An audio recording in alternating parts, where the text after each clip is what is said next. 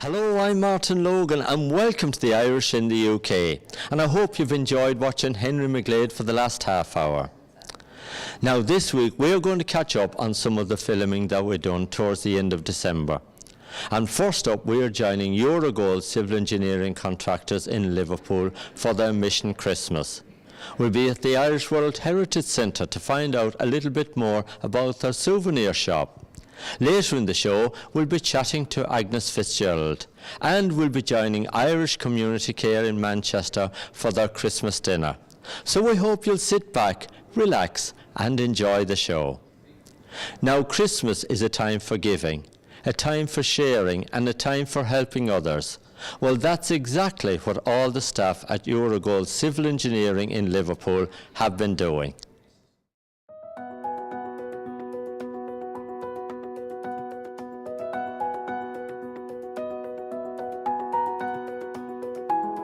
Laura, can you tell me about Mission Christmas? Yeah, so Mission Christmas is an annual thing that we've been doing for 5 years now here at Eurogold. It's also advertised by the local radio stations at Radio City. Basically, it's aimed between children from 0 up to 18. Obviously, you know, not as people are lucky as we would be getting presents at Christmas. So our aim is to make sure that, you know, we put a smile on children's faces at Christmas. Now, you've got a wonderful array of toys and clothes here. Tell me, where do they all come from? So basically just everybody in the office come together, we all liaise with each other, make sure there's a wide variety of presents and gifts that come in for different ages, different children, boys and girls, teenagers, babies. About a month before Christmas we decide, right, we're going to do this now, and then we all get distributed in the local area. So this has been donated by all your office staff here at Eurogold? Yeah, just everybody in the office, we all just come together. Now, tell me, what's the next step? What happens to, you know, all the clothing and all the toys that you've got here? So next, later on today, they'll get distributed to Walton Flooring Centre. People from our office will take them down, and they will then get distributed in the surrounding area. So that's really good, because local people here, local children and families will benefit from what you've done today. Yeah, definitely. We just want to see kids at Christmas with a little smile on the face. You know, 360,000 people, like kids last year, got a gift from this appeal. Each year we aimed for that to be more and more. Of course, this is a great publicity from Radio City here in Liverpool. It has, yeah. Get advertised on Radio City. Other local businesses also get involved. We've been doing it 5 years here at Eurogold.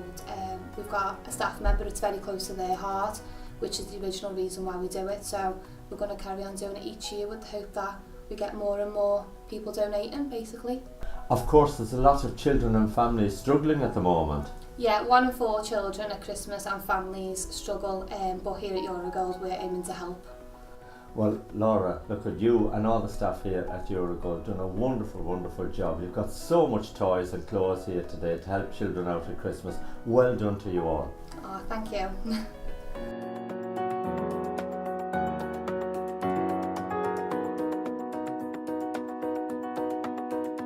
Emma, as the director of Eurogold, you must be very proud of your staff. Yeah, Martin, I am really proud of the staff.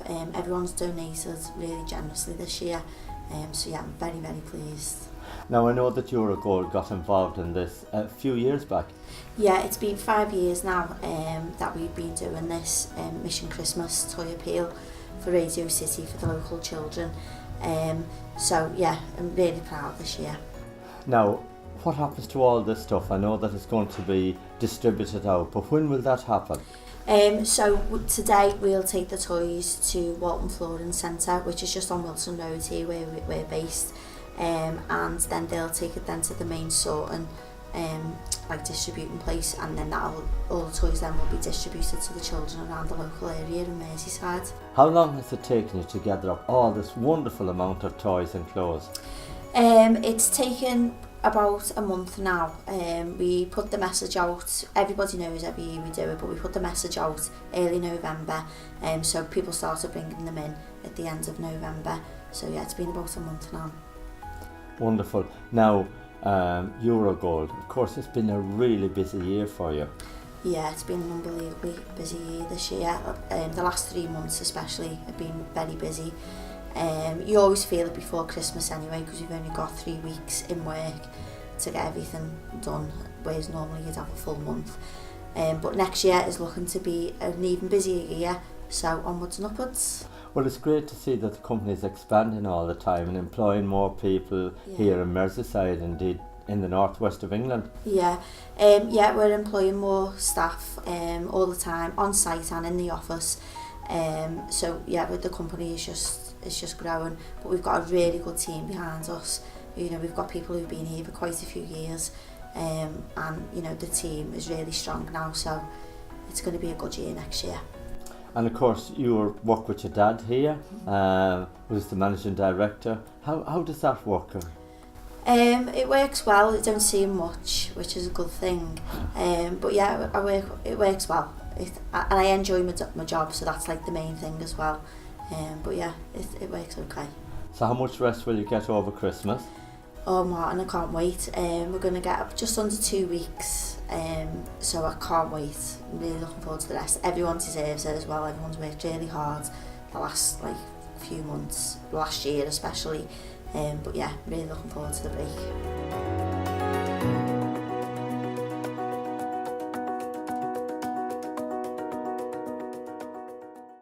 Well done to all the staff at Eurogold Contractors in Liverpool. Now recently, Rita Duffy travelled over from County Cavan with a souvenir shop, and we caught up with her at the Irish World Heritage Centre in Manchester.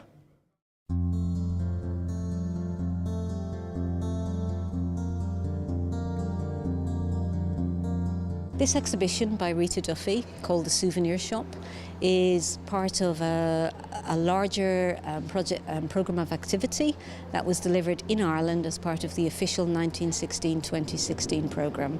And we're delighted to be able to host it at the centre in late 2017, because it's an exhibition that also takes us through the Rising, the impacts of the First World War and beyond. And it's a very playful, interesting, thoughtful exhibition that's asking us to think about the stories and heroes, the history of Ireland in the early 20th century, and I guess it's also asking us to think about the continuing relevance and value of that history today. And it's an exploration that takes place through the vehicle of the souvenir shop. Souvenirs being those little tokens of history that we all collect as we move through our lives. So it's using the idea of the souvenir as a token of history to ask us to think a little bit more about what we value from the past and how we value it. It's great to have the exhibition here as well for our Manchester Irish community. It is, absolutely, and we're particularly delighted to have it here as well, because it will be one of the first events as part of the Culture Ireland funded programme of activity celebrating Irish arts in Britain in 2018. Culture Ireland has devoted a special pocket of funding to support the promotion of Irish arts and engagement with Irish heritage, history and culture across Britain in 2018, particularly supporting access to the arts outside of London, which is something that's really important for us here in the Northwest. How long is the exhibition here for? It's here till the end of February, Martin, and we're looking forward to welcoming a wide variety of visitors. We think it's a playful and a thoughtful exhibition and installation, and of course, because it's a souvenir shop, there's also something for you to take away.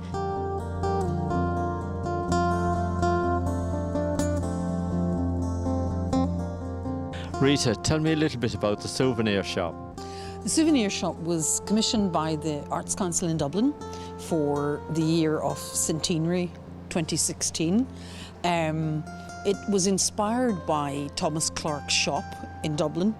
That was a shop, but was also a kind of a meeting place and a place of exchange where secrets and mischief and revolution was plotted.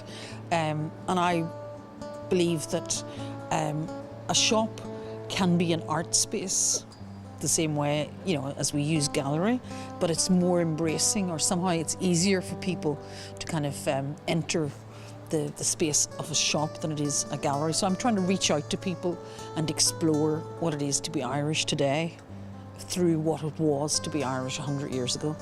Now tell me what you've got on display here in the souvenir shop. Well, the souvenir shop is a mixture. This is only part of the project. I mean, we had little satellite projects that went out over Ireland. A whole range of this work went to the United States, to Paris. So here we are in Manchester with a cabinet full of curiosities. What I have is a kind of a twin narrative of the revolution in Dublin and the First World War in France. And my grandfather was killed in the First World War. My mother was from County Offaly and, you know, had connections that were all about reinventing the new independent Ireland. So I've kind of paralleled those two narratives through this project. Now, while the exhibition is going on here at the Irish World Heritage Centre, people can come down, they can purchase some of those items, can't they?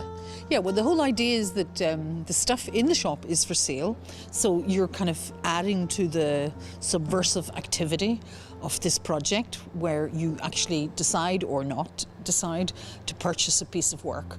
And in that, you are taking part in the commemoration, in the remembrance, and in the valuing of the last 100 years. Are you planning on taking the exhibition to any other parts of Britain? Well, there are some plans afoot to bring it to London, but right now on the schedule it's going to Brussels, and there's a further exhibition planned for New York.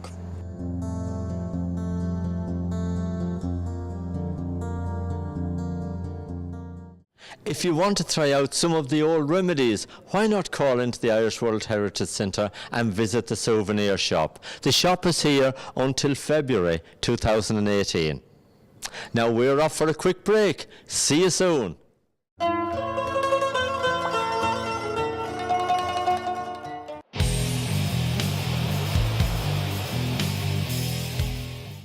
Welcome back to the Irish in the UK.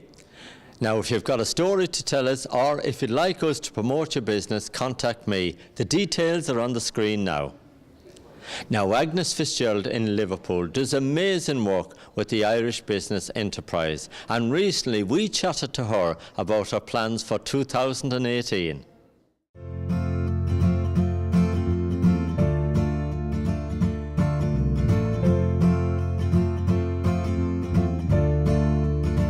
Agnes, tell me, how is Irish Business Enterprise going for you these days?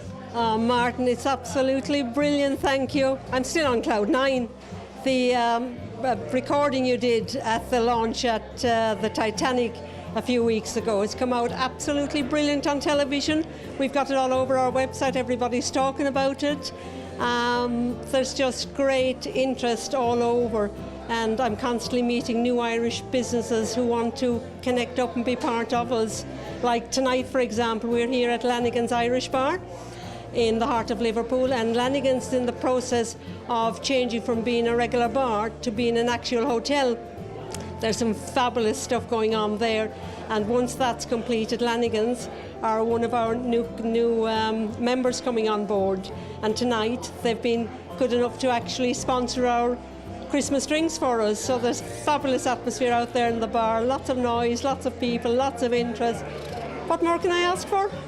Now tell us a little bit about what Irish Business Enterprise is trying to do. The big thing that I want to do is to connect any businesses that have got Irish connections. That can be an Irish business, a business with Irish contacts within their staff or within their clients, or a business doing good with the Irish community. And whether they're around Merseyside, over in Dublin, Belfast, any part of Ireland, I want to connect us all to have people working with their own, so that any business, it stays within the Irish family.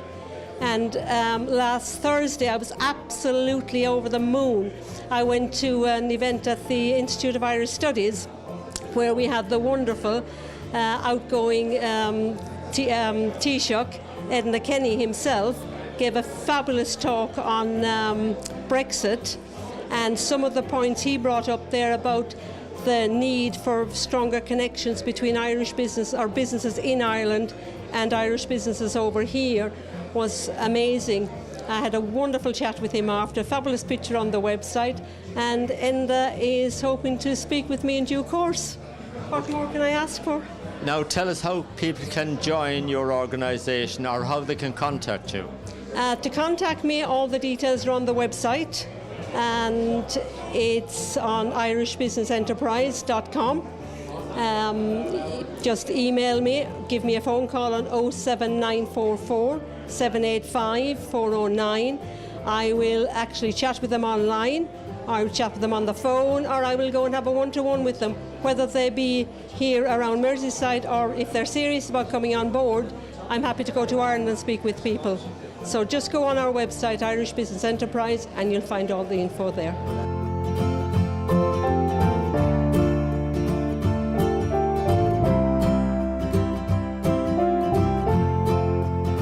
JD Care is mainly an internet-based company. We were set up about 7 or 8 years ago, and we supply equipment and various other bits and bobs that you require in nursing homes, and also training and consultancy. What type of equipment do you supply? Well, mainly nursing beds, air mattresses, foam mattresses, hoists, slings, all the equipment which you need to move people about in a nursing home and to keep them warm and safe and comfortable. Absolutely. Tell me a little bit about the training you do. The training in care now, you require to have certain levels of training, and there are certain things you need to do before you can even become a care person. So you've got to do, there are 15 steps into care, and there are 15 areas that you need to complete in the first 6 months that you actually go and work in a care home. Now, where are you based? Well, we're based in Liverpool, but we also have another premises in the Midlands in Leicester.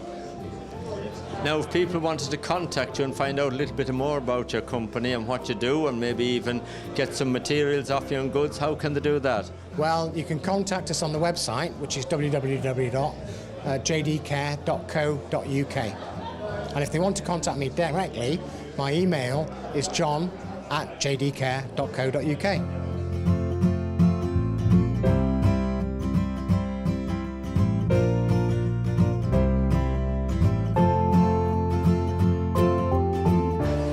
Tell me a little bit about your company.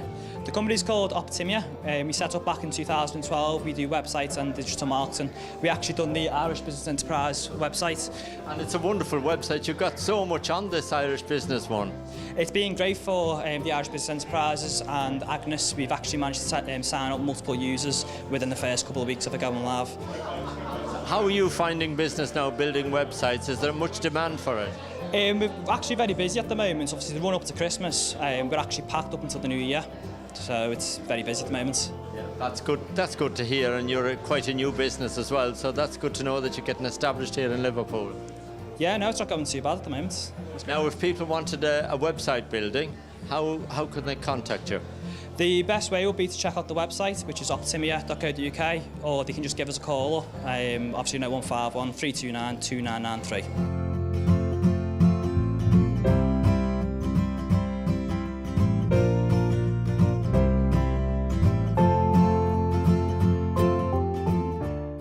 We wish Agnes and all our staff the very best of luck for the coming new year. Now, all this talk has given me a little bit of an appetite, so I'm off to the Irish Community Care Christmas dinner at the Irish World Heritage Centre.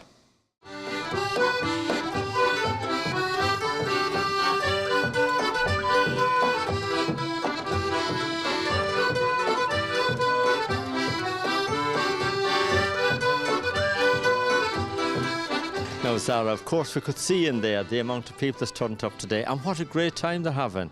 They are, Martin. It's a great day. We've had over 100 people here today, over 100 people yesterday in St Kentigans, and the same on Monday, over 100 people all out for the Christmas dinner and the Christmas party. Well, it's a great credit to you all, both the volunteers and the staff here at Irish Community Care, for the amount of effort and work you've put in for all the Irish community here that's able to come out and enjoy it at Christmas time. Yeah, because for some people, Martin, this is their Christmas, the parties that Irish Community Care run, and without the volunteers to help, we wouldn't be able to put them on every week, or for the parties the like of today and Monday and Tuesday, and again tonight at St Anne's. Now, describe to me a little bit about what Irish Community Care does every day of the week. Let's say how you help the Irish community when they come in and they want help of you. Well, we run 4 social groups across the city every week, which provide music, a place to come and meet friends, chat, socialise. We also run advice and information services, outreach services for not just Irish people, any people that needs help with benefits, passport forms, Irish pensions, just general advice and information.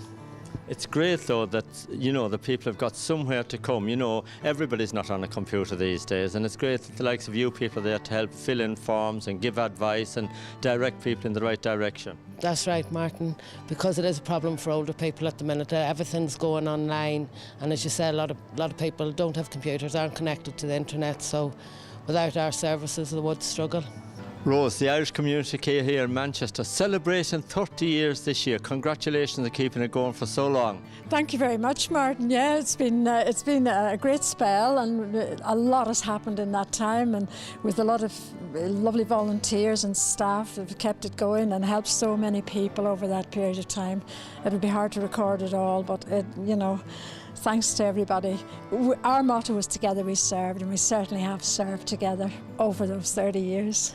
How important is it to get the community involved with you? I know you've got a lot of volunteers, a lot of good people that come along and help you out as well, but how important is that? And are you always looking for people? We are always looking, and it's become more important than ever because there's one big area, and that's fundraising, because we have a lot of overheads. We get a grant from the Irish government, but that would be a minimum, you know, to spend on salaries alone. But then our overheads, our electric, our running the offices, renting the offices, doing all the paperwork and the admin behind that.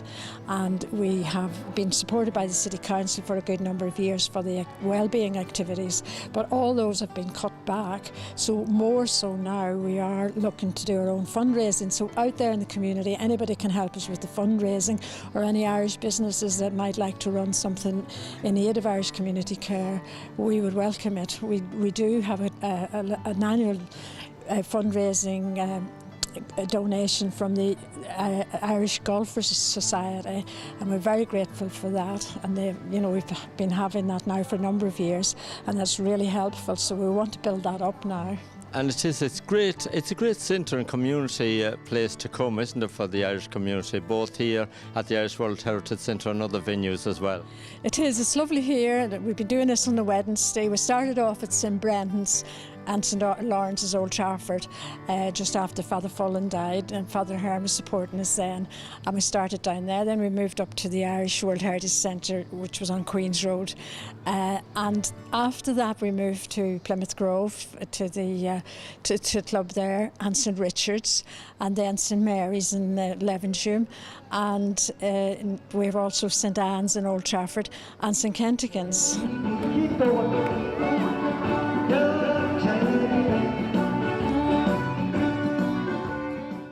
Happy New Year from everyone at the Irish World Heritage Centre in Manchester.